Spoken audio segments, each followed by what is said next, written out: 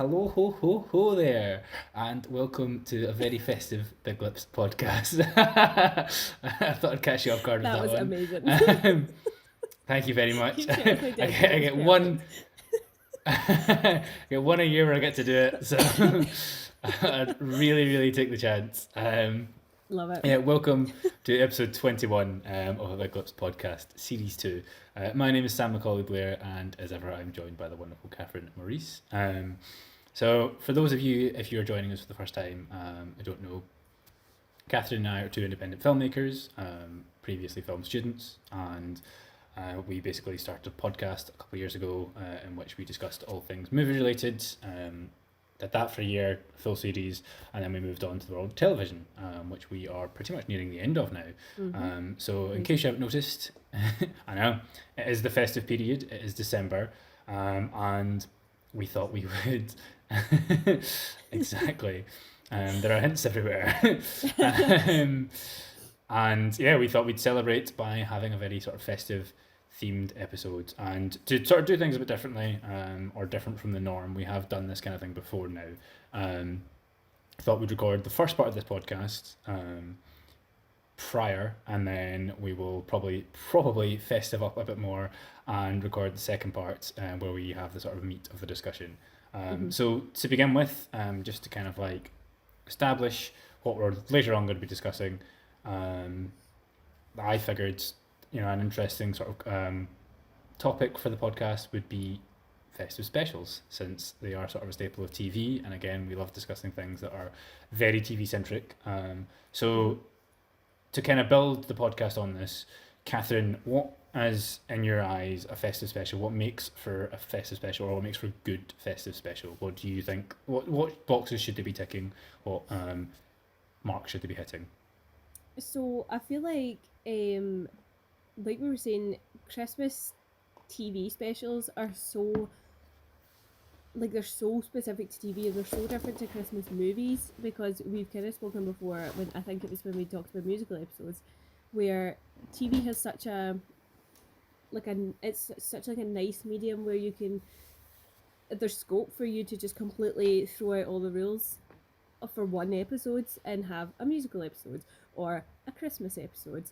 And so for me, I really love when a Christmas episode goes all out with the Christmas. Like, there's nothing subtle about it. Like, it's Christmas themed. There's Christmas attire and decorations and things like that. I love it to be unashamedly Christmassy. I just feel like it's fun. I don't know. It's just, Christmas is a wonderful time of year, as they also keep telling me in the songs. But I just love that idea that you can, even like, I mean, the kind of episodes that I'll be discussing aren't from like dramas or anything like that, but you can get shows that are quite dramatic, and then they have like just this nice light-hearted kind of Christmas special. I just like the fact that it's like, I mean, I love Christmas, my favorite time of year. It's So I love anything to do with Christmas, and the fact that TV can kind of take that on board is always very nice. In terms of what they should include, I feel like with any Christmas story, and any story in general, there needs to be some kind of like, I feel like the kind of climax and end of the story has to be so overly wholesome for it to be Christmassy. Do you know what I mean? Like, for it to be, if you watched it at any other time of the year, it would be sickening. It was so like sweet. Do you know what I mean? Yeah. But like, because it's a Christmas movie, again, we've kind of spoken when we talked about cliffhangers and things. There's a lot of scope for there to be something really big happen within a Christmas episode, and that kind of is a nice way to tie it into the rest of the season if you've got like an ongoing storyline that kind of culminates within the Christmas episode. I also think, by and large, the examples I was thinking about anyway were always quite funny. Like, they kind of prioritise humour over the. But then I think when it's a good Christmas special, they like pinpoint exactly the humour and the kind of heartwarming drama. Do you know what I mean? Yeah. I'm not being very articulate, so I do apologise. Well, we have just recorded an entire podcast, so Yeah. I think that's fair. You're articulated out. But yeah, I feel like when I was thinking about this, I was thinking about what I would initially think of, and neither of my choices are soaps. But when you think of Christmas episodes for like soaps, they're always awful. They're always so dreadful. Like something horrible's happened. There's something, a train crash or a plane crash or a murder. I'm not for that on my Christmas specials. That's not what I want to see. Like I understand why you do it, and it is very dramatic, especially with things like soaps. It gets people watching near the holidays, blah blah blah. But for me, I'm all about those wholesome good Christmas vibes for me in my Christmas specials. So yeah, that's my long rambling thoughts. What about you? Yeah, no, I'm sorry. I just interesting that you mentioned the soaps thing because it just kind of occurred to me again just because we've come off the back of a different podcast, which in case anyone hasn't noticed is why we look exactly the same as we did in the previous episode. And yeah, it's interesting how we discussed how TV kind of like thrives on those water cooler moments, but Christmas specials are a complete exception to that because you don't have work the next day, generally speaking. Yeah. So That's there's a good point. and it's never occurred to me before that's part of why they can get away with being sickly sweet and sentimental. They don't need to have these like outrageous dramatic moments because it's all about watching it. I guess it's going for a very different thing. It's about trying to encourage people to watch something together rather than trying to encourage people to watch something when they come home from work. So it's a very different environment. But yeah, I echo pretty much all of your sentiments, to be honest. If you're going to do a Christmas special, and I very much think that you generally should, then go, do a Christmas special. Be as Make Christmassy as you can be. Yeah. Exactly. Like Christmas itself is not subtle. Yep. Like you tend to notice when it comes around, you can't miss it. People complain about how early the Christmassy stuff starts, and it's because it's so in your face. Yeah. And that's the thing. I think Christmas specials very much should be. They should wear their heart on their sleeve. I think I was started writing notes as to what I think Christmas specials should be, and realised that really, in my eyes, they should kind of be a bit like a Christmas cracker. They should be, for one thing, they should be very inclusive. I feel like whether it's a show that you watch or whether it's a show that you don't watch, you should probably be able to just tune in on the Christmas special and not be left out, not be lost, because it should be, odds are you'll be watching it with a group of people that you don't normally sit down and watch things with. So, it should be, everyone should kind of be able to participate. There should be an element of sort of cheesiness to it, I think is important. Yeah. There should be some jokes in there. It should kind of bring people together, and, and silly hats are always a bonus as well. Plus, there should be a nice sort of surprise in there too. So, yeah, I think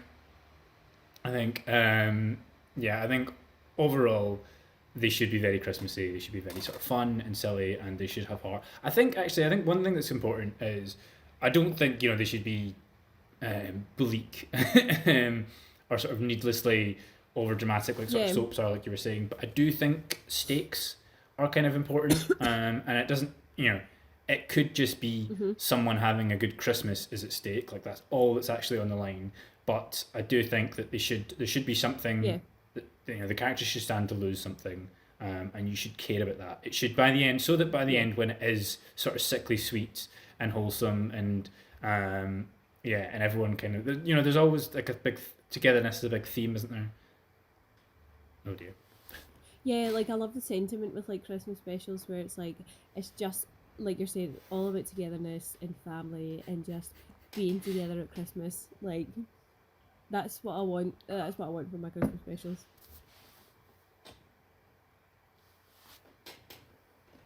Oh, hello. Oh, hello. Sorry, I like that. Absolutely, just like terminated that. Sorry. Yeah. I'll just cycle back and remake that point a little bit.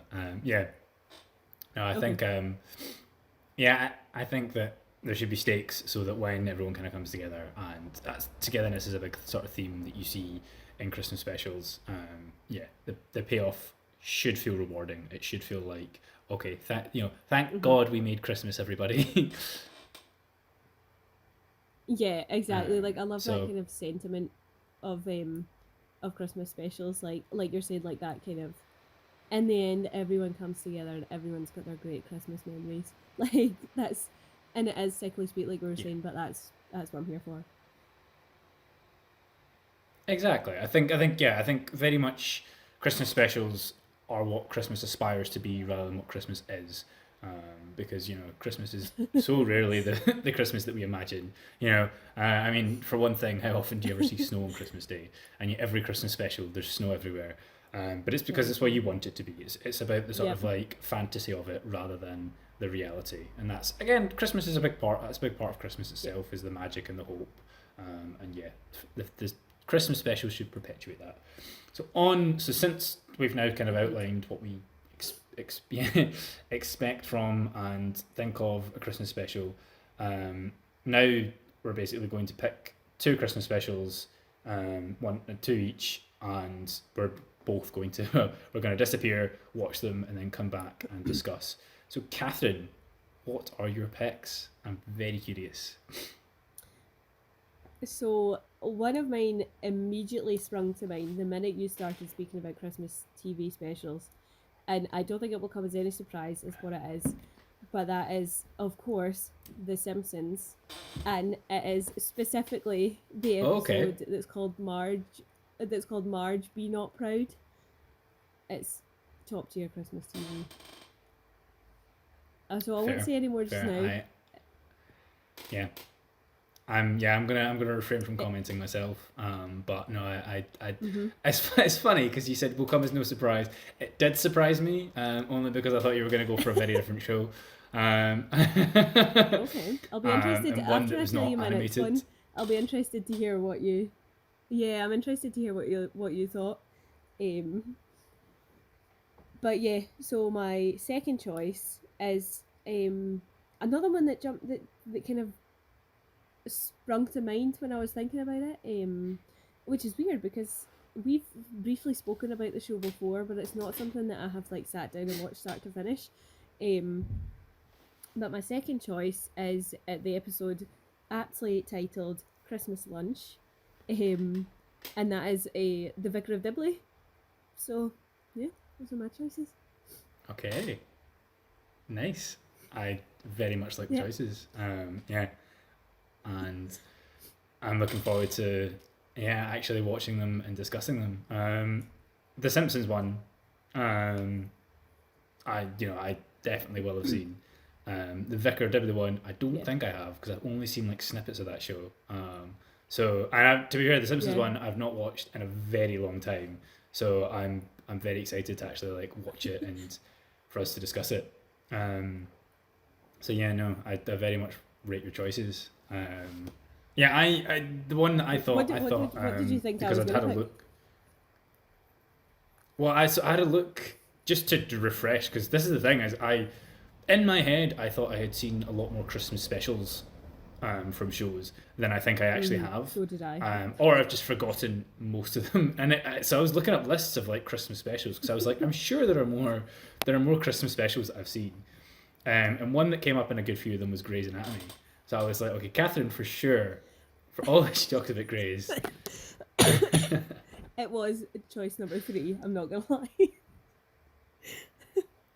But Fair enough, fair. Interestingly, so I had three choices again. We both discussed having like a sort of backup choice. I don't even know what it was you said. There was something that you said at the start of this when you started talking about Christmas specials, and it reminded me a Christmas special existed. I had completely forgotten about, and just from remembering that it exists, I now want to make it one of my choices. Partly because oh, okay. one of the ones I had picked, I know that you have seen, and well, I'll just say what it was because it would be easy to guess. One of them was going to be Futurama's Christmas special, um, Okay, I the also first one toyed anyway. with Futurama. And which but now that you've got the Simpsons, I feel like rather than doing both the Simpsons and Futurama, given that we've already done animation podcasts, because I feel like that would then run the risk of like us just talking about those shows for a very long time. Yeah, I'm gonna go rogue and choose one of the Christmas specials I completely forgot existed until literally 10 minutes ago. So I don't have any idea, because I've also only seen it once, so I actually do not know how well it will work. Yeah, I have no idea how well it will work. Absolutely off the rails. Yeah, so I'll say that one first, and feel free to veto it, by the way, because I'll be honest, I'm not married to it because I picked it seconds ago. But the one I'm going to go for first is the Misfits Christmas episode. Okay. Because I genuinely just remembered it existed. I just remembered it now. And yeah, no, but I have a lot of love for that show, and I do remember really enjoying it. I think they only did the one Christmas special. I don't really know why they did it, but I think I do remember it being a pretty contained and a pretty strong episode. There could be like some really not contained stuff that I'm completely forgetting about, and I'm just remembering all the sort of isolated bits. So you might watch it, because you've never seen the show, have you? No. I think I discussed it in a previous one, yeah. So you might watch it and go, what the hell is going on? So I am kind of curious if it will work at all, if it will live up to any of the criteria that I set out. That I outlined. And I don't actually, I genuinely don't know how many of them it hits, because I can remember very little of it, but I'm kind of curious to rewatch it now that it's come back to my head. And I feel like no matter what, it'll be more interesting to discuss than Futurama when we've both seen it. So that's pick number one. Pick number two, I feel like you're going to hate me for this one. Yeah, I mean they've got like a million Christmas specials, so I had to pick one of them, because that is like the only thing where I feel like I have like genuinely rewatched those Christmas specials a lot, and I feel like they do try, again, I won't say too much, but they do try and do some. They vary in like what they hit with all of them, but they are very like they have like a thing that they go for, and I think it ticks all the boxes in my eyes. So the one in particular that I'm picking is A Christmas Carol as well. So it is like maximum Christmas basically. Okay. Fair. Yeah.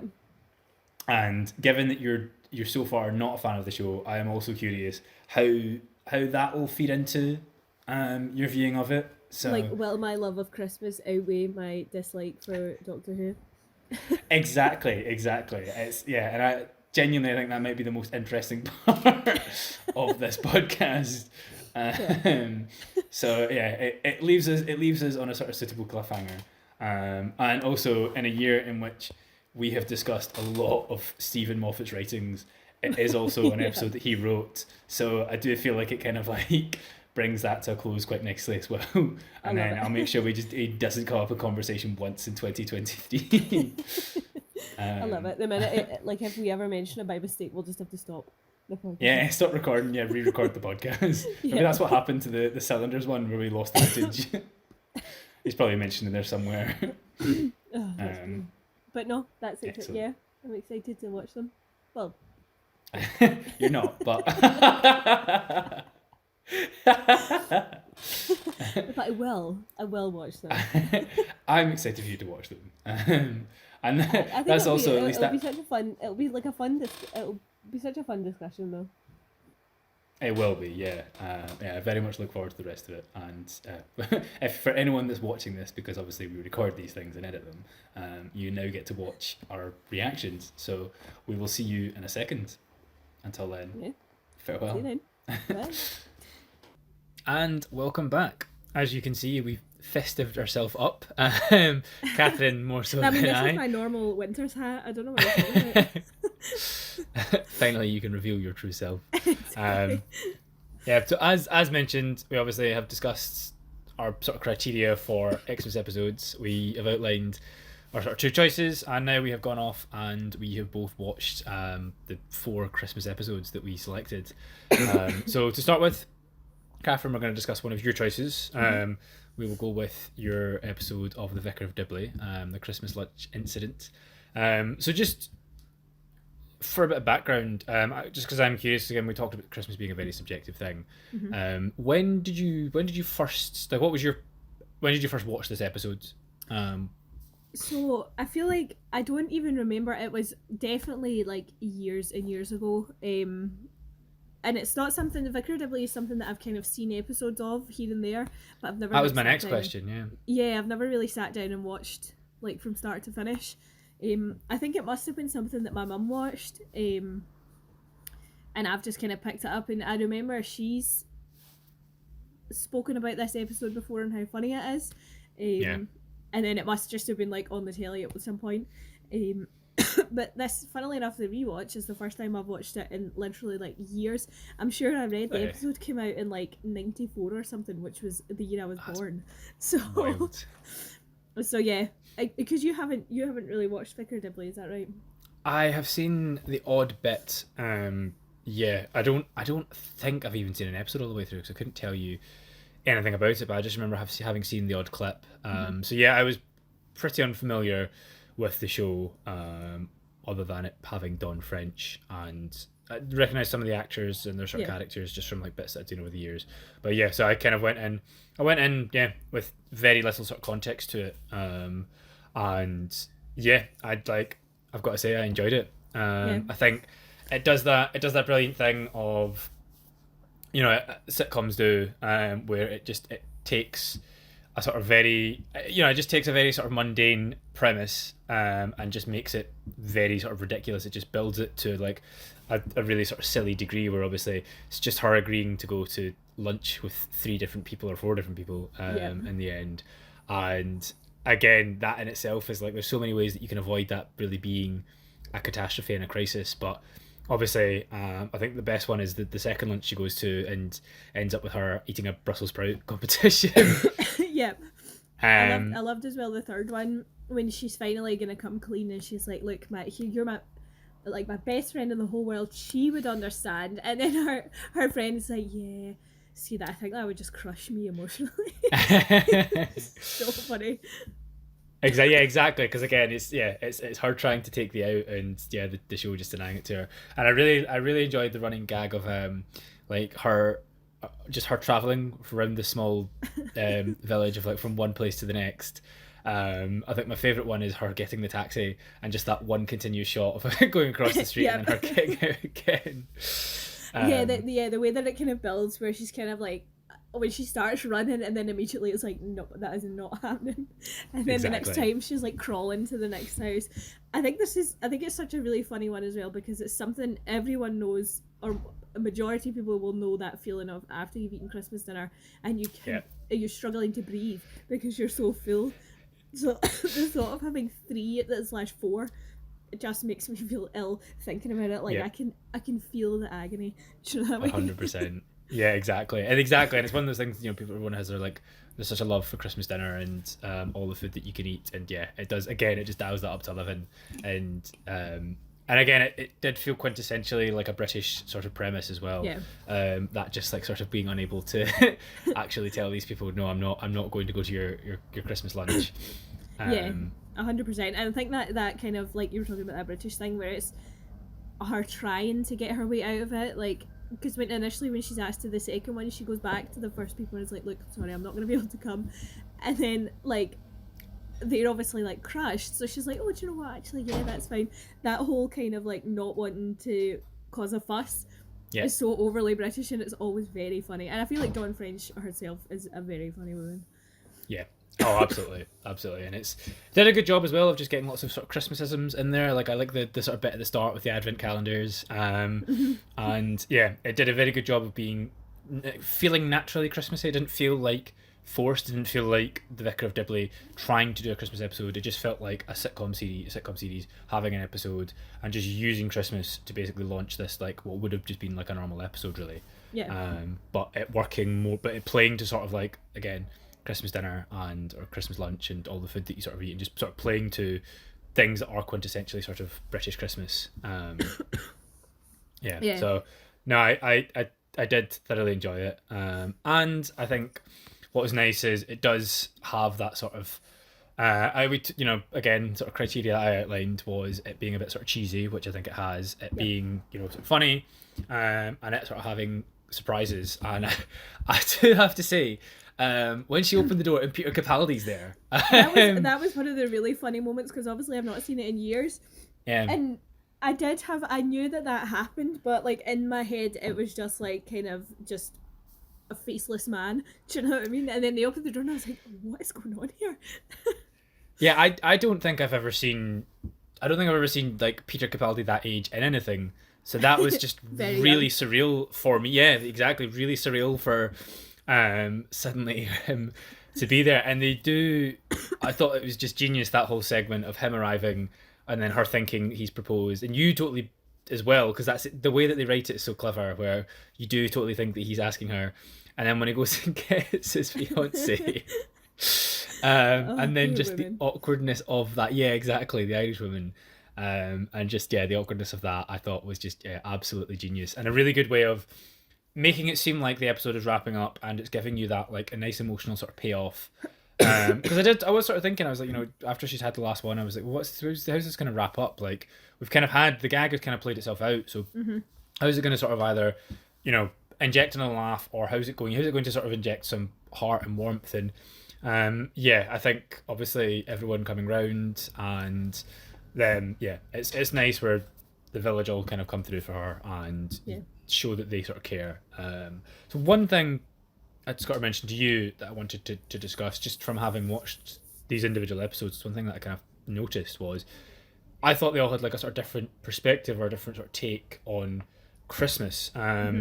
I'm curious obviously this is your pick, but I'm curious what you sort of got from it, what you sort of thought its takeaway on Christmas was.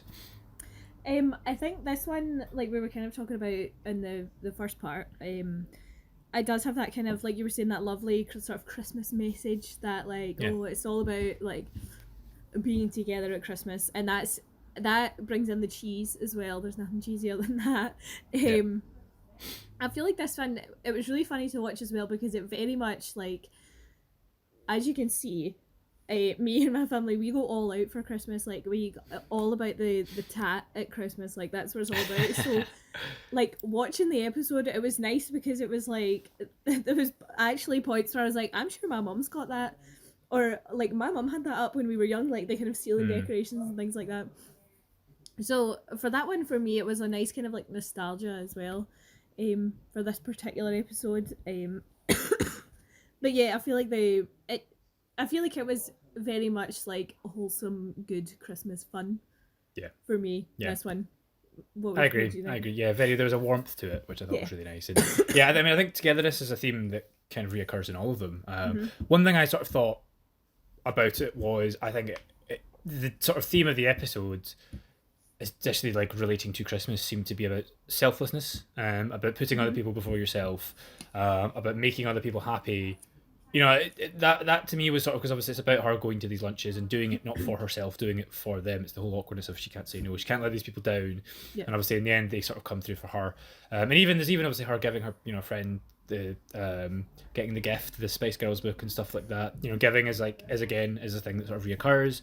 Her obviously doing the like marrying Peter Capaldi and his Irish broads, and doing that and making them happy, making their Christmas, despite the fact that obviously it makes her unhappy. And it seemed very nice. It seemed to obviously fit the whole.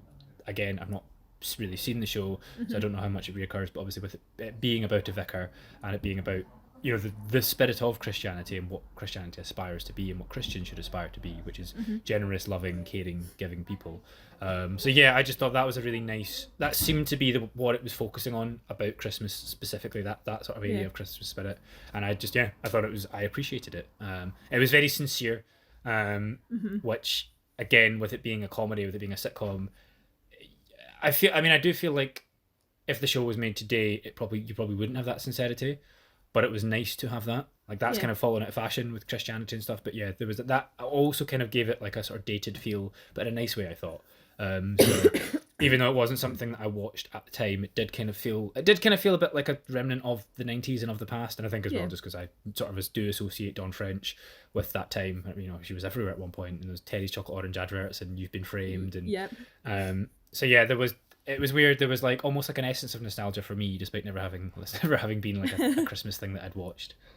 Yeah, no, that's such a good point. It's something like it kind of like obviously was like noticeable throughout it, like this kind of, obviously it's the show called the Vicar of Dibley, so there's going to be like religious elements, but like you're saying, it wasn't like overly preachy in the way that it was doing it as well. Yeah, which was nice. Like, it wasn't ramming it down your throat. It was very much like you're saying, like you kind of touched on like the sincerity of it, where it was like Christmas is just a time. Do you know what I mean? It's just a good time for everyone. Exactly, and it's about bringing joy to other people, and you know, being there for other people, and making them happy. And I thought that was lovely. Agreed. Cool. So moving on, obviously we've gone from one of your picks to probably the most like extremely different of my picks, the wild card that I plucked out of thin air. So this obviously was your first time watching Misfits in particular. I guess it was with my time first watching The Vicar of Dibley. So what did you think of the Misfits Christmas special? I'm very curious. So I feel like this one wasn't the most Christmassy. It definitely didn't have the wholesome Christmas vibes like the Vicar of Dibley did. However, I do feel like it kind of did. I mean, I haven't seen Misfits, but I was getting like the gist of the kind of like the tone kind of like vibe of the whole show. So I feel like the Christmas episode felt quite on brand for it. I don't know if that's the case, obviously, but I do appreciate that they did like their own thing with it. It was very much like, it wasn't like a kind of bog standard Christmas story that they told. But yeah, I do think it was I think it was quite fun. Like, I did overall, and I quite enjoyed it. I feel like I would have enjoyed it more had I seen the whole show. Yeah. If this had just kind of come like on the back of, obviously, because it was midway through, or I don't know. The end. I think it's the last episode of series 2. Yeah. Again, I couldn't even remember. I couldn't remember how contained it was or how much it fit into like the context of the show. So even rewatching it for me, I was like, oh, okay, like this does actually build on a lot of like stuff that was established beforehand. I do remember thinking that. I was like, okay, that's why I was curious to see what you would take away from it, because I was like, I'm curious how that would work in isolation, how that would work away from the rest of the show. I feel like luckily I kind of like knew the premise of the show, so I didn't go in completely blind, because that would have been very bizarre, being like, what are they talking about, what kind of powers? Like, having said that, there's still some people that I don't even know what their powers were. Fair. It doesn't. I think the show kind of does a good job of giving everyone powers and making them relevant to their characters, but I think I think that's kind of part of why that episode has them writing out the powers, was because I think they were constantly struggling within the show to actually some powers came up a lot more frequently than others. Because they just like the kid that can travel through time, I think they have like one episode about him time traveling, and that's kind of it. Like, otherwise he doesn't really use it. I think he just brings it up every now and again. I don't think he did anything during that episode. No. And except mention it, that that would have been nice had I not already sold my powers. But like I said, I did appreciate that there was like Christmas elements, but done in a very specific way that I feel like maybe would fit the show. Like, one of my favourite bits was their weird kind of like bizarre nativity scene that they had going on when that girl was giving birth. And there was such like a hilarious moment where they had this they did have a lovely wholesome Christmas moment, and they were all singing Little Donkey to the newborn baby, and then the afterbirth happened, and that guy like attacked it like it was a monster, and that was very, very funny. But yeah, not massively Christmassy in that sense. But I do that to me was definitely like the highlight of the episode, just because of how the complete extreme of it being a really nice, sincere Christmas moment, and then what is it he says, you're giving birth to an alien, and then he And just he starts. rips it out of her and started stabbing on it. That was horrific to watch, but also hilarious. Yeah. But yeah, overall, I feel like it was an interesting pick because I feel like it was definitely a Christmas episode. Yep. But it didn't really have a lot of the elements that we were kind of talking about in the first part. No, do you know what I mean? Yeah, I agree. There's like sprinkles of it, but yeah. I mean, I think it being the sort of show that it is, it wouldn't really have been able to do a more traditional Christmas episode because it is. Again, I think you probably have sized up the tone of it, and I think even just from like the way that it's filmed, there's sort of this grey palette to it all, and obviously it being sort of there's some nice like estate cinematography, but that's very much like it's very urban, and very very British, but very like sort of well, as you sort of saw, like youth and community service, that very specific aspect of Britain, British culture and British young culture. So yeah, there is definitely like an adultness to it, which does sort of contrast with the Christmassy elements. What did you think on its perspective on Christmas? What was your sort of takeaway there? I feel like obviously like one of the it kind of gave me those vibes of like be kind of like grateful for what you have. Do you know what I mean? Whether that's your powers or your friends and your pregnant people that you meet in the hallway, like just randomly. Yeah, that relationship comes out of nowhere. Yeah, and he's so sincere like that. I was just waiting for him to drop her like a hot tie, as they say, but it never came. In fairness to him, not during Christmas. Exactly, a Christmas miracle. But yeah, I feel like it kind of had those, like it was kind of like alluding to that kind of idea of, I'll be thankful for what you have, and obviously it all works out in the end. Kind of, I assume that he's gonna go back in time and save his girlfriend, but yeah, this kind of idea that it all worked out in the end. As far as we know, they were getting their powers back, and it did weirdly have like a kind of happy ending in that way. Yeah, how was it for you, like having not seen it for a while, like having seen the entire show and then going back to just the Christmas episode that you picked at random? Yeah, no, it was bizarre because I haven't really watched. I think I've watched series 1 twice. I don't think I've even seen the second series up twice. I've like, yeah, and also it's weird because the show changes post that episode. Actually, it changes quite a bit because Robert Sheehan, who plays Nathan, who is the Irish guy who stomps on the afterbirth, he was kind of like the breakout star initially of like the show. You know, he was sort of the most popular character, and he started getting loads of offers, I think, from like Hollywood, from movies and stuff like that. So I'm pretty sure it was like written out almost like between that episode and the next series. I think they did like a couple minute long special just to write out his character, basically. But then I think at the end of season 3, I think more of the cast left, and then I think there was like 5 seasons. I don't think I even finished watching all the show because basically by like the end of season 5, I think it's a completely different cast. Yeah, I think over the next couple seasons they just start, all the actors just start like rapidly changing. So it's very I couldn't remember. Actually, I thought it was all of them, but I couldn't remember who was in the episode, who like made it out of the episode. If everyone made it out of the episode, there was I could remember very, very little of it, to be honest. So I enjoyed it. I did find it. Yeah, it definitely, like I said, it did. Coming as the last episode of season 2, it did very much obviously like build on what happened in season 2. It was very sort of like it did rely upon like what it established. But I did enjoy it. Like I think it was weird because it's weird going back to watching something that I had seen as a teenager and enjoyed. I remember watching it in school. I remember discussing it like the In-Betweeners. I remember going to school after episodes and like people talking about the episodes and quoting it and stuff like that. So it was actually, there was a bit of nostalgia in that sense. I guess of a different type of Christmas, of like an older sort of Christmas. Yeah. And the sort of like, again, culture and that and sort of school and so yeah, I very much enjoyed it. It was very different to the other sort of Christmas picks, and I think my sort of takeaway on it, I like what you were saying about being thankful for what you have and stuff, because I hadn't really thought of that.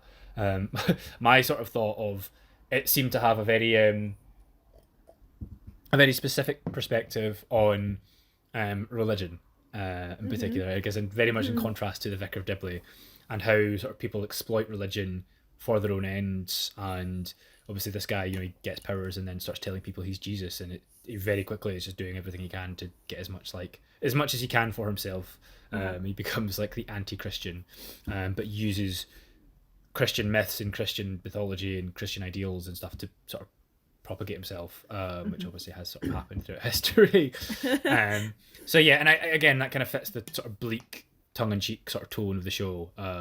But yeah, I just thought it was an interesting critique, because it did also have a sincerity, and I think the thing I appreciated was it actually did manage to work in quite a lot of Christian Christmas imagery and ideas and stuff, and obviously I like obviously the irony of him dying and then the sort of crowd that was a good moment. The falling little on crown him of thorns. Yeah exactly, and obviously everyone thinking he sacrificed himself, and then like you were saying about the childbirth in like the nativity set, again was just like kind of almost like once it starts happening, like of course this nativity set that's been in the episode the whole time, of course that's what they were going to do with it. You had a pregnant character the whole episode, but it did work, and it didn't feel too contrived as well. It kind of just fits. So again, it felt like the Christmas elements were like quite cleverly worked in, but again it didn't feel like it was like too forced, I thought.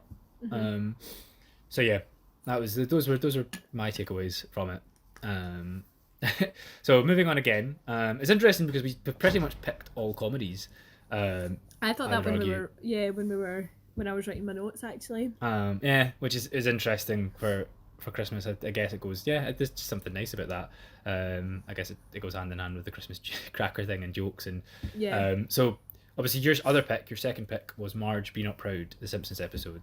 So again, when did you first see this episode? What was your sort of context to first watching it? And so I feel like I have been watching The Simpsons.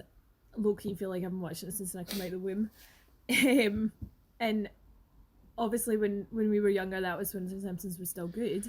So it's something that I watched all the time as a child, and then growing up. Like I still watch it fairly regularly, like nothing past season 9 though. I don't want anyone getting the wrong idea. But I feel like this episode in particular is like the epitome of Christmas TV episodes for me. I don't know whether that's just because it's the one that kind of always first springs into mind, whether because I've seen it most often or because it's just got the most kind of Christmassy vibes. I feel like The Simpsons in particular is very, very good at like seasonal specials. Obviously they've got their Treehouse of Horrors, True. And they've got a lot of Christmas episodes as well, and I feel like I thought about this actually in the podcast that we were talking about kind of adult animation and things like that, where they've got a lot more scope to just do whatever they want basically. I feel like that really helps. I feel like that really helps with doing a seasonal episode, which is funny because I realised that this is the only kind of cartoon. I thought, as I was writing my notes, I thought that was a little bit funny that, in my opinion, that would be kind of maybe like the easiest way to do a Christmas special, but it was the only one out of 4 that was chosen.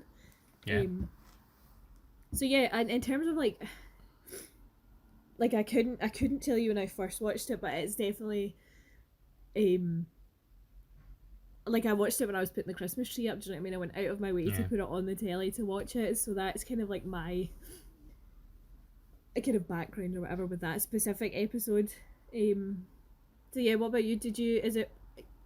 Presumably have you seen it before? But not in a very long time. And actually, it's funny, as soon as you said the episode, I remember it being an episode when I was younger watching it that actually did hit me, because it does have that really nice sort of reversal at the end, that sort of nice emotional beat, and I do remember that really landing when I was like a kid and watching it for the first time. So I was very happy to sort of revisit it, and it's interesting as well because am I right in thinking the Simpsons' first ever episode is a Christmas episode? Yeah, that's right. So it is funny because I completely forgot that until I started talking about this. So I guess Simpsons and Christmas really should go hand in hand. But yeah, I think it is actually. It manages to be The Simpsons. It manages to have that sort of irreverent humor, and at the same time, it does have this sort of really nice payoff. It does really manage to, which does feel surprising as well. I think that it it doesn't feel too forced, doesn't feel too cheesy, doesn't feel too contrived either. It does feel like a sort of natural conclusion and an earned conclusion. And yeah, I think it's interesting now just watching it, knowing. Again, I don't really watch. I definitely don't. I couldn't tell you like the latest episode of Simpsons that I saw. Think there's been the odd new episode that I've seen, maybe just by chance. I've By never gone accident. out. Yeah, pretty much. But it's weird watching it because it does. The sort of thing I noticed about it was it did feel, the characters felt more real than I think they've become. They actually did feel more like a family, and they did feel more. There was a sort of sincerity to it, and again, just that idea. There's a lot of like humor worked in, but again, it is quite a strong sort of emotional through line. That whole idea of like Marge actually just being disappointed in Bart, and the way that she sort of then treats him, and yeah, just sort of allowing that to occur again. It doesn't feel like the sort of thing that you would get now. It feels like these characters are a lot more cartoonish, ironically enough, and that did just feel like a real sort of human family sort of thing to happen. The sort of disappointment, and yeah, no. So I one that I'd seen. I couldn't tell you when I saw it either. But yeah, no, it was probably like, if you'd asked me episodes that I would like to revisit, episodes that I do actually remember watching and enjoying and having an impact, that is one of them. So I do think it's one of the better Simpsons episodes. So, yeah. So, Ari the Simpsons. What was your sort of takeaway on its perspective on Christmas? So I feel like the reason, like obviously, I just said that they're so good at doing their seasonal episodes. There's so many Christmas episodes to choose from, so I feel like the reason I chose this one is that like crazy emotional punch that it's got, like, Yeah. and it doesn't. It's just like it's such a good and simple story. Like this idea that Bart is kind of like. It kind of feeds into these kind of Christmassy themes that we're talking about. So where Bart really wants his game and it's just greed, so he steals it, and then like Marge is like heartbroken at this kind of disappointment, like you were saying. And it's like you were saying, they're so real. It's such nice to see like Bart's like a little boy, so he can't.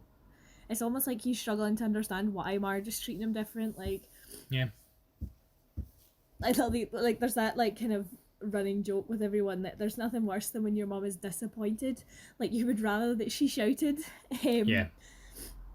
And Marge like kind of does that the whole way through, but there's that nice kind of moment where her and Homer are talking, and she says to Homer like it's like she thought that she understood him, and she's just as shocked as everyone else that he's done that. And then for it to kind of go, and for Bart to do just that lovely sweet thing, like he got the receipt and everything that says that he's paid for the picture, and it's such like a nice thoughtful thing as well, because that was what Marge wanted. She just wanted a nice picture of all of them, and Bart was normally the one in the picture causing the drama.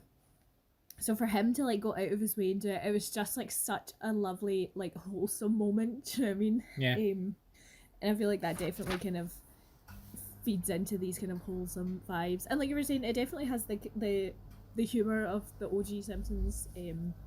Like there's that really funny bit when her and Marge and Lisa are like covering the entire tree in fake snow. Like, why did you bother getting a green tree then? And Lisa's like all dizzy with the fumes and everything. Like, just kind of different things like that.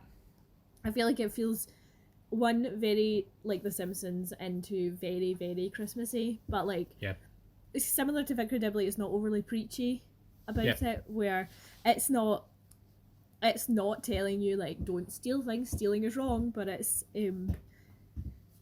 it's just that kind of like whole. I think I like that it really focuses on like Marge and Bart, and their kind of like relationship in that, because there's always like throughout it she like always calls him like her special little guy and things like that.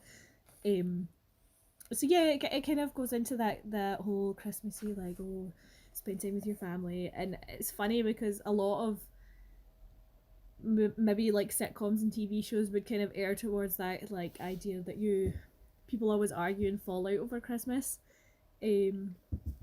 just because families are annoying, let's be honest. But this kind of like took that and went in a slightly different direction, which I think was nice. It doesn't feel overdone. if you know what I No. mean.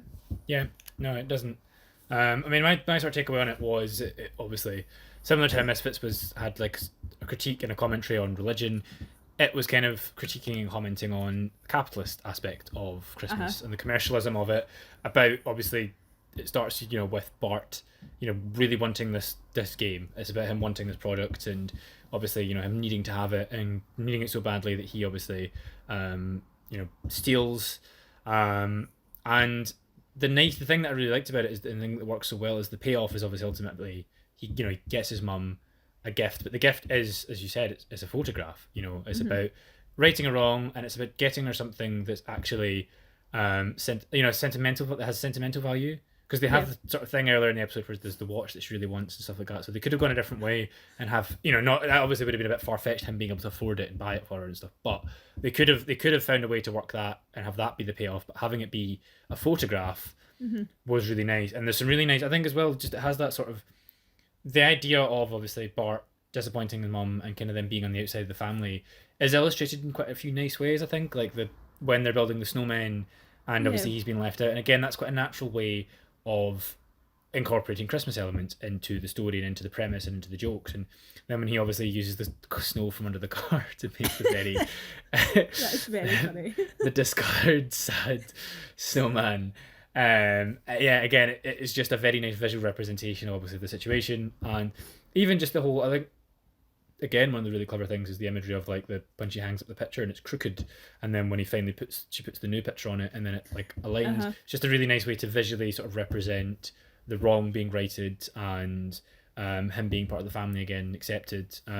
So yeah, that whole idea of like it being about togetherness and family, but it being about sentimental value, sentimental value of Christmas over the commercial aspect, and how again it does have that message of like ultimately was it Milhouse is so obsessed with that game and then by like before and then that's the new thing, and just like how fickle capitalism really is and how fickle sort of wanting these products and toys and games and stuff really is. So yeah, I appreciated that sort of message, and again it didn't feel like it was, as you said, overly preachy or like didn't feel like it shoving it down your throat. It just kind of felt like it was worked into the premise and the narrative of the show, but done in a very honest and sort of genuine, sincere way that worked. It was I had a sort of message that it wanted to impart, but it did it. It lets you kind of again, comedy can be very unsubtle, but there was like a slight subtlety to it, I thought, that you wouldn't necessarily get. So yeah, another very good pick, I thought. Thank you. So on to the very last one. The one which you're obviously looking forward to the most. Of course. The one that I assume you'll probably be watching later on today and again tomorrow for good measure. Of course. It's on the background, it's just muted. Got the script open on my phone. And so Doctor Who's take on a very traditional Christmas story, a Christmas Carol. What sort of, first of all, what did you know anything about this episode going in? Because again, Doctor Who's a show that has literally wears many faces, has many sort of distinct points, and I genuinely was curious just if you knew anything about the episode going in, and sort of what your expectations were, versus like what you ultimately saw. So, I didn't genuinely until I started to watch it or looked it up on the TV. I didn't even know which Doctor it was during this episode. Yeah. And obviously we spoke about House of the Dragon, so it was a nice I don't know, weirdly felt like a nice roundup of my Matt Smith viewings for the year. I assume you also saw Morbius. Yeah. So in terms of that, I didn't have anything. I didn't really have any preconceptions. Obviously, you and I have spoken out with the podcast about my history with Doctor Who, and you, a Doctor Who fan, have admitted that the episodes that I've seen aren't great. Yeah. The show has some lows and quite a lot of them. Yeah, and I feel like, I don't know, I watched them when I was at uni as part of a TV module, and the lecturer that was taking it was obviously a Doctor Who fan, and I feel like he didn't really know his audience. So yeah, in terms of that, I was generally a little bit apprehensive because I'm just not a Doctor Who fan. Having said that, I still don't think it's for me, but I did enjoy the Christmas episode. Yeah. I felt like it was quite fun. It was definitely Christmassy. I really like that. It kind of reminded me, or I watched this first, but when writing my notes, it kind of reminded me of um the kind of Misfits choice, where it was very much still Doctor Who, Yeah. but had like incorporated different Christmas elements. So obviously everyone knows the story of A Christmas Carol, where in the story it's obviously Scrooge visited by the three ghosts. So I really like the way that they did it, and that there was this grumpy, mean, cruel, kind of greedy character, and then he's visited by the kind of ghost, which turned out to be the Doctor. He's and the Ghost of Christmas Present is, I don't even know Karen Gillan's character's name. Amy Pond. Amy Pond. Yeah, I feel like it. Yeah, like I was saying, it very much was weird, like relevant to the story that it was Christmassy. Do you know what I mean? Yeah. And I feel like the Doctor himself, was very much like just like, oh, it almost felt like he was like, well, I want this to be Christmassy, so it's going to be Christmassy. Which I mean, don't get me wrong. I feel like generally, I mean, I haven't seen enough, but I feel like generally Doctor Who's pretty weird. So I think that's fair. yeah, but so it was very weird, but I really appreciated the way that they did it. That it was very much its own thing, but with the Christmas elements. You talking about Peter Capaldi, the fact that that was Catherine Jenkins was the most bizarre thing I've ever experienced in my life. Like, I was watching it, and she was a lot of the time, obviously, she was in her little capsule thing, so I didn't even think much of it. And then she started singing, and I was like, wait a minute,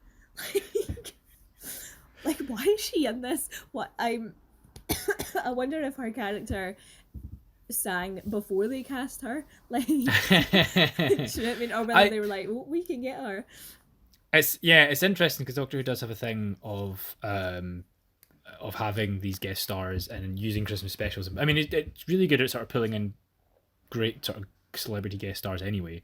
But the Christmas specials in particular is very good at. Like, I think it's a couple Christmases before they had a David Tennant one, which is Kylie Minogue in it. Love it. And that was, I think that's maybe like the most viewed Christmas episode they've done, obviously, because there's a lot of Kylie fans out there who will watch anything if Kylie's in it, apparently. But yeah, obviously, I mean, there's Michael Gambon in it as well. But yeah, they've had but they've had Ian McKellen voiced some snowmen in a Christmas special. Yeah, they do. Nick Frost plays Santa Claus in a Peter Capaldi one.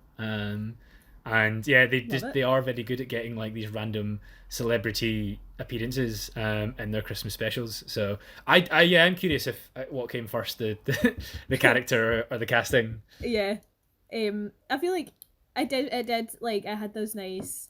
There was some points where I was starting to get a little bit over it, but it kind. Do you know what I mean? It kind of like that could just be because Doctor Who's not for me, but Yeah. But yeah, I did it. In terms of like how Christmassy or what kind of Christmas feelings you got from it, obviously it's so inherent. A Christmas Carol is so inherently Christmassy. Yes. That it as like a kind of base story has that lovely message of like reform and being kind to all. Do you know what I mean? And this was like obviously another version of that where he kind of saw the error of his ways and he came around and I feel like one of the nice points was obviously they kept bringing her out of that kind of cryo freeze or whatever you want to call it, and it was counting down her days to live. So the fact that it was like a nice moment where he kind of almost like had to sacrifice her so that he could save everyone else or all those however many thousands of people that were on the ship. So yeah, that was a nice moment. I feel like that kind of raised the stakes, like more so than the Christmas Carol story. Like obviously Scrooge was miserable in that, but I don't remember there being like legit 4,000 odd people's lives depending on him repenting. So, yeah, you're right. There's a very good point that there aren't really any stakes in a Christmas Carol other than just like the general happiness of like the people around him. Like it doesn't actually. Yeah, there's not really life and death on the line. That tangibly, at least in A Christmas Carol. And I guess as well, like talking about stakes and talking about the romance aspect, is he actually does stand to lose something, and by the end of the episode, not only does he change, but he actually, as you said, sacrifices and gives something up. So it's more. It's more of a change, and more of a, he actually has to not just like become nicer, but also, I guess, put other people before himself. Yeah. And yeah, I think for me, one of the things I really liked about it, which I'd kind of forgotten, was a moment in it. One of the things that I thought was really clever about it and really worked as the sort of emotional payoff was, I really liked the whole thing of, obviously, the Doctor and Kazran, their whole relationship when he's a kid, and then coming every Christmas Eve and sort of taking her out the cryo freezer and going on their adventures. And just that whole line of like, what day would I choose is like our last day, and then it being Christmas Day. And I thought that was a really nice way that was a very nice point. It uses Christmas as the payoff, and again, it felt when it happened, you're like, oh, okay, that is actually like a really nice, if you were going to pick a day, you probably would pick a day like Christmas. So it also felt quite real, despite it being a very sort of fantastical story. And again, like you said, I think A Christmas Carol is a story that actually goes perfectly hand in hand with a time travel show. And it does use it quite well. I think for me, obviously there's many versions of A Christmas Carol. I remember watching it at the time, and I still think it's probably the best subversion of, the best sort of implementation of the sort of payoff to. Excuse me. The Muppets Christmas Carol exists. Let's just remember that. But all the Christmas Carol stories go for the ending that's in the book, which is he sees his grave, and it's all about, that's what changes him. And I like that he says, he's like, oh, you can show me my future if you want, like, I know that I'm going to die alone, everyone dies alone. And I like that it kind of like dismisses that whole idea, it gets ahead of the audience there, and it says, no, like, he's like, that's not going to affect me at all. And then having the sort of having his younger version there, seeing his older self, I thought was a very clever way, which again was quite nicely sort of set up, because you have that younger character introduced earlier on. It was an interesting twist on the whole Ghost of Christmas Future. That was definitely one of my favourite parts, like that moment where he says, oh, it's not you that I'm showing this to, and then he kind of steps aside and the younger one's there. That was a very good moment. I'm glad you agree.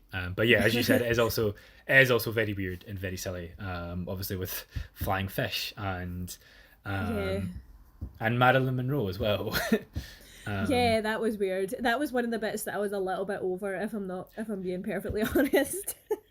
It does. It gets very silly, and I guess it's very much part of the show. But I think kind of gets away with it a little bit more in my eyes because it's Christmas, and I think there is that sort of like, there is a nice emotional story, but there's a lot of like humor in this episode in particular, and I think that's kind of what works about it for me. Is it does feel like it's quite cheesy and quite silly, and I do feel, I mean, obviously this is arguably your first, like you said, you've seen episodes of the show in uni, but I think older ones, like, do you think it worked? Did you feel, obviously Misfits was very much built on what it had established, so you did require a bit of like context going into Misfits, I think, whereas do you think that worked? Like, do you think you needed context for that, or do you think that actually did work in isolation? For the Doctor Who one? Yeah. I feel like it definitely, because Doctor Who is such a big thing, I feel like everyone's kind of got a little bit of understanding that the Doctor kind of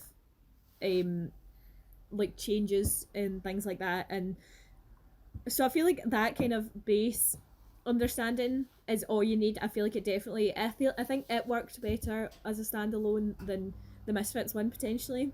But I think it got away with that because it's so weird, do you know what I mean? Like, similar to what I was saying about like the Simpsons and the cartoon kind of aspect, whereas because it's so kind of bizarre and weird, it can get away with more, do you know what I mean? You just kind of accept what's happening. But I feel like I was kind of watching it, and my fiance kind of came in halfway through, and I knew he would enjoy it, and after it was like, he stayed for the entire thing, and then after it finished, he was like, I might start watching that actually. I was like, you can watch that in your own time then. In isolation. Close the door and turn it down. Headphones only. Exactly. But yeah, no, I do think it worked. I think it was a very good choice for a Christmas special, because it was, like I was saying, it's very similar to the Simpsons one. It was very Doctor Who, I feel, but it was also very, very Christmassy.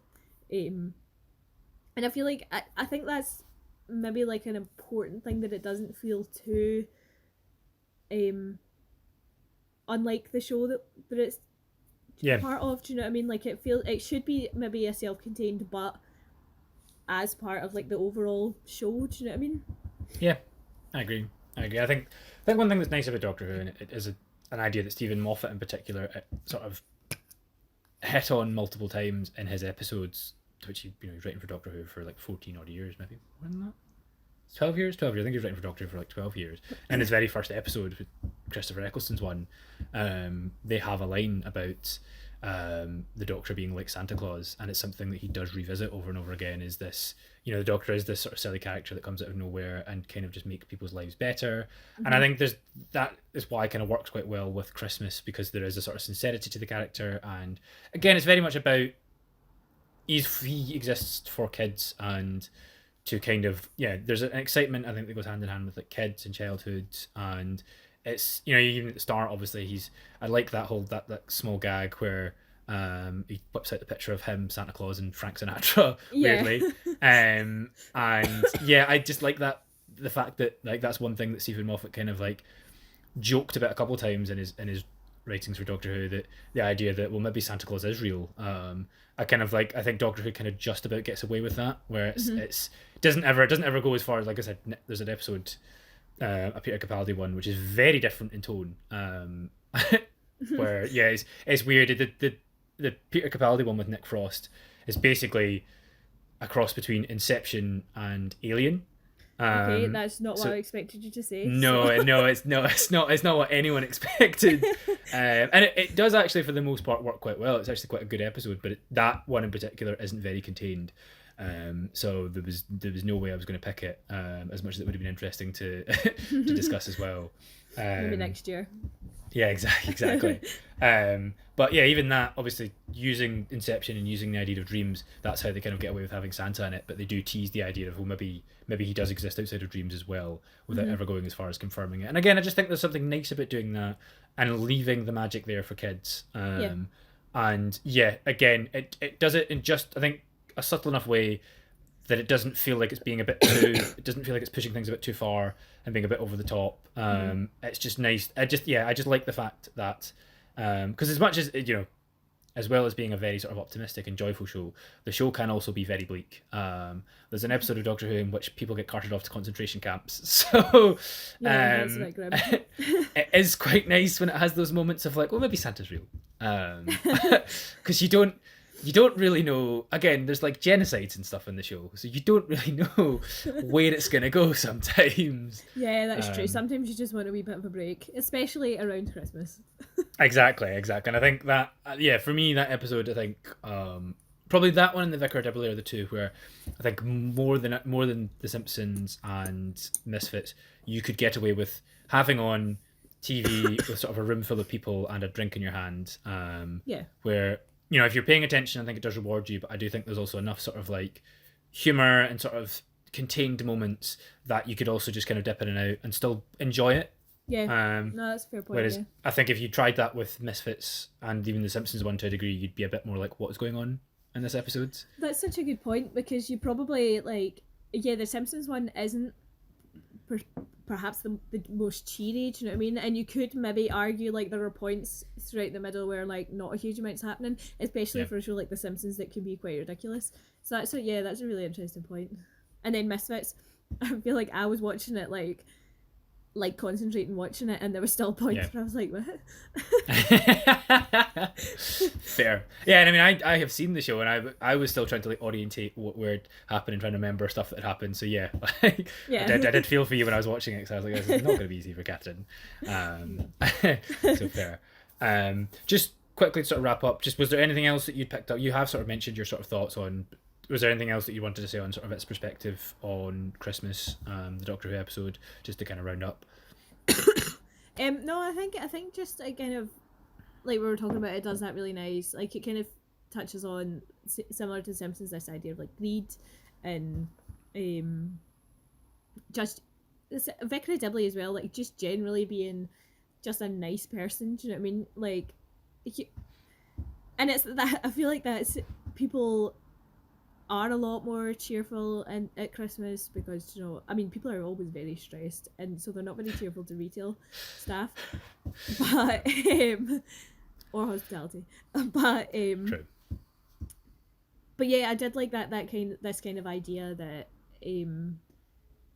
yeah, just be nice to people. Do you know what I mean? Like, and it's maybe Just be a good guy. Yeah, just be a good guy. Start at Christmas and then try and make it last all year.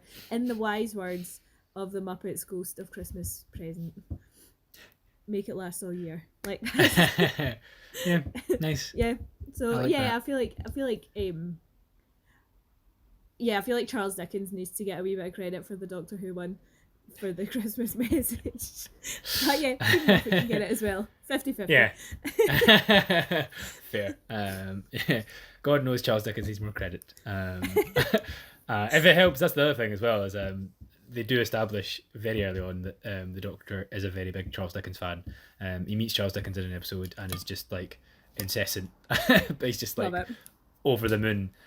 So that is also quite nicely worked in, where obviously he very much recognises that he's using A Christmas Carol to convert someone. Yeah, for me, obviously the sort of a theme and the perspective on Christmas was obviously it's about time and the sort of value of it, and that's sort of the whole point of Christmas, is a time where people come together, and it's about being there for other people and spending it together. And that's, you know, again, there's a lot of families that maybe they only come together on Christmas, like properly, or you know, maybe they don't come together many other times other than that. So it is that sort of rare moment of togetherness. And you do think as well, it is very honest about the fact that it's like Christmas Day is a day in the sense that it begins and it ends, you know, like as lovely as Christmas is, as much as you put so much importance on it, still is just a day. It still is just 24 hours. And yeah, it does kind of have to come to an end. As much as you love Christmas and we'd all wish for it to go on forever, we do have to accept the fact that Christmas Day the sun does eventually set on Christmas. And yeah, again, I think that's a nice sort of message that's worked in with that idea of like, it's all about, you know, you only has one day left with his women, but they do get to spend Christmas together, and it is, you know, it is. I like the fact that there's not some magic solution where, oh, she gets saved. It does end with it's their last Christmas together. Yeah. But it's still First a and Christmas, and yeah, true, very true. But they still have it, and they still are together, and that doesn't mean they can't enjoy it. So yeah, that's a good point. And I do also like, it's a line that comes up a couple of times, but that idea as well of Christmas itself being, you know, obviously just after the solstice and it being halfway out of the dark, which is always one of the things I personally, because, you know, in the UK in particular, where it is very dark. Yeah, but it's quite, I'm looking out the window just now and it's pretty dark. Exactly, yeah, and it is like early afternoon. Yeah. So yeah, exactly. And that is a nice thing about Christmas, is once you're past Christmas, the days do start getting longer again, and just start getting lighter and warmer. So yeah, I think that's a nice sort of aspect of it that is worked in, the sort of optimism of, okay, well, like in many ways the sort of worst is behind us. So yeah, cool. So I think that's us. Talked an awful lot about Christmas specials. And yeah, thank you very much. I very much enjoyed your picks. Me too. Yours. Shockingly enough. I'm very glad. And it was nice. Yeah, they made for some interesting discussions. I thought it was quite interesting that they were all like vastly different. Despite the fact that we both kind of outlined what we thought a Christmas special was. Yeah, very, very true. And yeah, and I liked when I sort of thought, I think it was when I was watching The Simpsons. I think it was the second one I watched, and I do remember thinking, I was like, this is interesting. That's when I noticed, obviously, Misfits. I watched Misfits first, and obviously I'd forgotten all the whole religious sort of commentary it was making.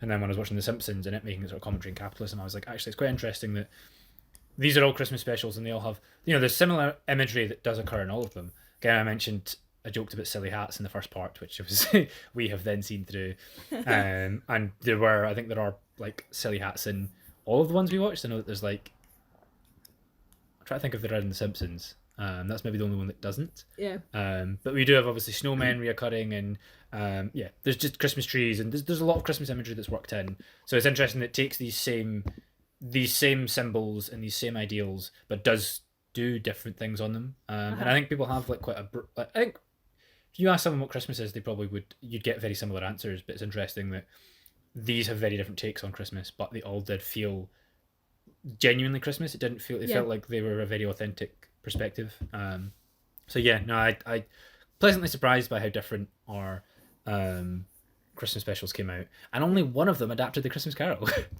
Very true. It's got to be like the most like adapted Christmas story as well, because that was another thing that could have happened. We could have picked 4 completely different Christmas specials that just told a Christmas Carol in a different way. Yeah, that would have been a shorter podcast, I imagine. Yeah. I mean, one day we might get that far, just like compete, like watching all the different Christmas Carol adaptations and comparing them.